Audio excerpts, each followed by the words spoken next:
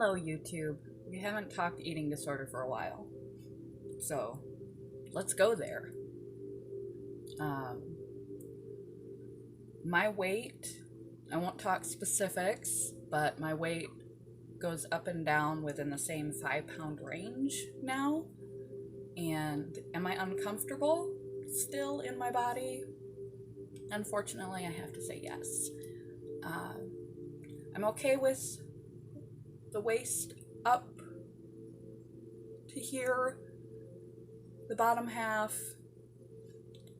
I'm not so confident in because my size has gone up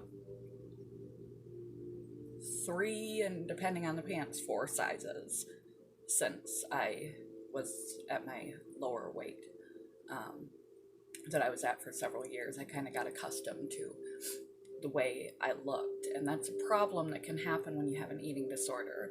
You may not see yourself accurately, but you get accustomed to a particular way that you look, especially if you are the type that is underweight. You never see how underweight you actually are until retrospectively, maybe later as you're more recovered, you can look back at pictures and go, whoa, way too thin, like scary skinny. You know you're getting to a good place when you can look back at some of those pictures instead of with envy and you can see scary skinny. But at the time, you don't see it. And it's amazing when you're going down how you reach a certain number and you're excited to be at that weight. You're confident to be at that weight. But when you're going back the other way, what once was a weight that you were excited to reach is now tremendously large number. I do still weigh myself, though not often. I don't do it daily or multiple times a day. I kind of know my weight, and it's higher than my sick mind would like it to be, even with when I'm at the bottom of the 5 pounds. But my sick mind still prefers me to be at the bottom of the 5 pound range. I'm not controlling what I'm eating. Not at all, really. That's one of the side effects of the quarantine. I still had a habit of picking out specific items that were on the dietary side and things that I was comfortable eating, and I wouldn't touch a lot of different food and drink.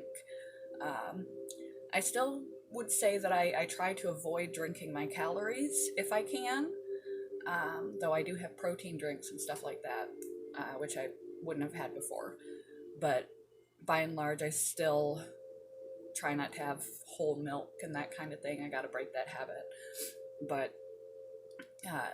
the shelves are stripped bare. You can't find anything. So, thank you to the people that hoard in a weird, twisted way. There must be some people with diet consciousness or something that are stockpiling because my diet items have been out of stock. I used to have this thing where I would only have bread, even recently, that was 35 calories each because 2 pieces, a whole sandwich, would equal 1 slice. So if I had to have a sandwich without the low-calorie bread, it would double the calories, and I couldn't wrap my head around that. That just seemed like wasteful extra calories, even though it was only 35 calories, which is nothing, which is my vitamins in the morning that I freely take, but I couldn't have that extra slice of bread. But they have been sold out of my bread for pretty much since the beginning of this. I haven't seen it in any store, both kinds, and so I have had a variety of things. I tried sourdough with nuts and seeds in it, and rye and pumpernickel, and like big, huge slices of bread, and I'm making these sandwiches with full fat cheese and things like that on my own time, when it used to be that I would eat more often whenever I felt like it, and not count how much I was having. But at my own home, it would still be the lighter option. was the type of product was health conscious or diet conscious type of items. And when I would go to my boyfriend's house for the weekend, I would eat whatever he made. And he cooks full fat, soaked in fat, just down home, real food, whole ingredients by the truckload. Uh, it's amazing that he's like this. He eats real food, and so I would just eat freely when I was over there, but I still, left to my own devices, I couldn't break that habit. Now I don't have an option.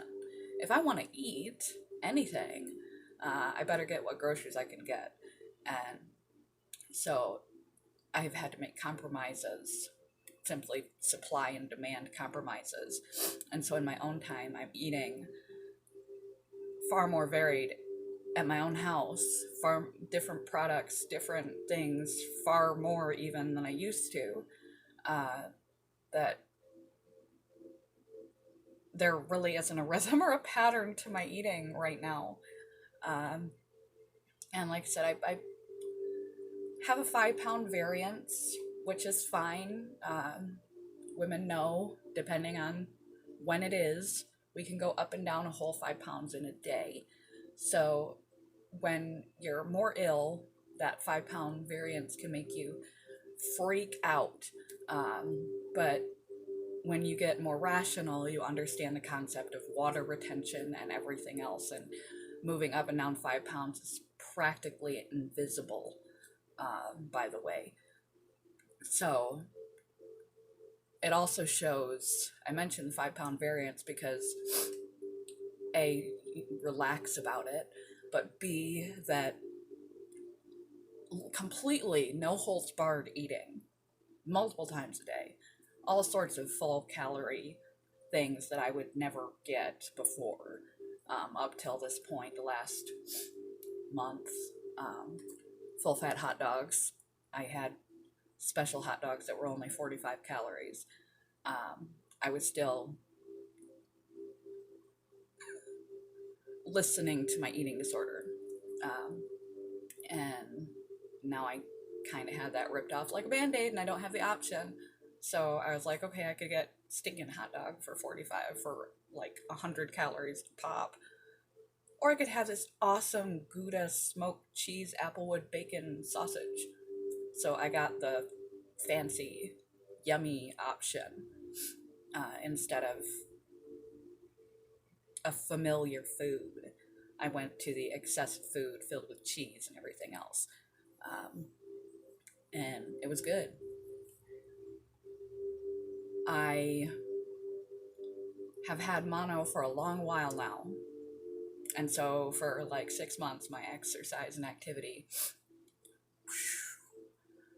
so my capacity to go on the treadmill, do yoga, I couldn't even do yoga for many months.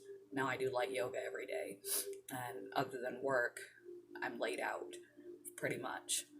So making my 10,000 steps doesn't happen every day.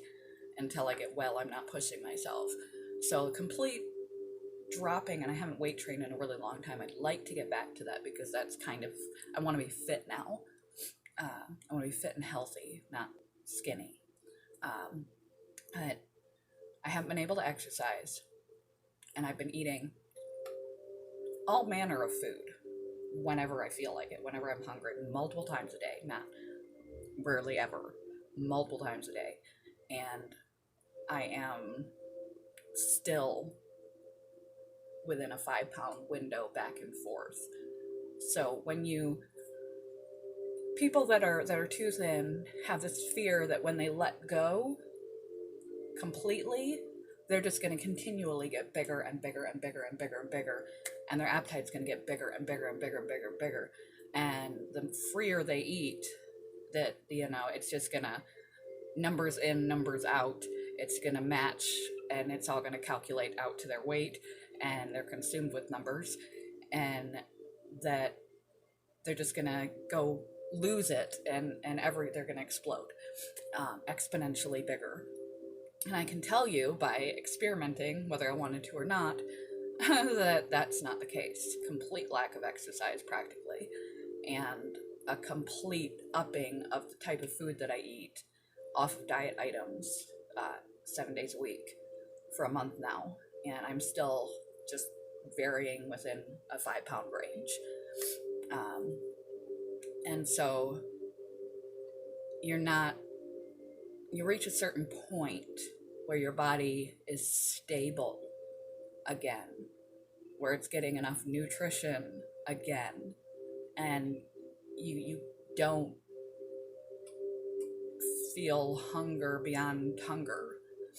Your body sort of readjusts, and you don't have to worry about losing your mind and eating everything in sight and never being able to stop, and you don't need to worry about that, because our bodies are highly intelligent. And once you get the gears up and running again, where you can tell your own appetite, and your appetite and your digestion is functioning properly, and you start eating more regularly, everything works the way that it should, and you're full when you're supposed to be full, and you stop when you're supposed to stop, based on what your body needs. And you do reach this place where you just sort of have an equilibrium, and I don't seem to be going past that equilibrium. Now the point is my self-acceptance of maintaining a weight that is, as of yet, above and beyond what I would like to be. That part of me, you heal the body first, you heal the mind last. This is a mental illness. This isn't a physical dieting issue. Eating disorders are mental illnesses of various types: obsessive compulsive, anxiety disorders, coping mechanisms, disorder, to name a few. There's a lot of routes to wind up with an eating disorder, but it's mental. So now I'm at the mental piece where my hands are clean, so I can touch my face.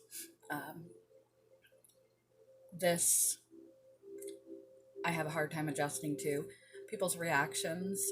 Some people say that I'm still too thin up here, which, I mean, I really don't think so, because they can see my clavicles. They think that I'm still too thin. I know that I'm perfectly well within a healthy weight, because I know what healthy weight is for my frame, which you should figure out so that you know you're aiming to a rational size instead of a sick size.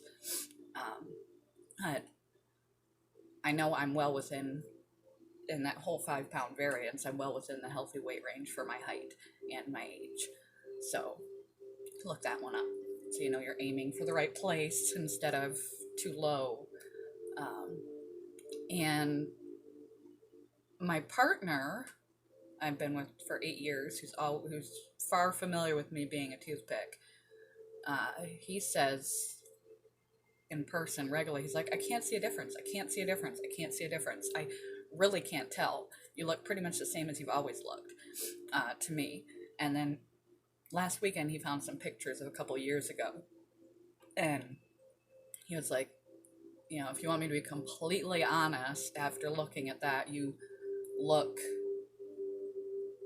maybe 5 pounds at the most, 3 to 5 pounds bigger than you did.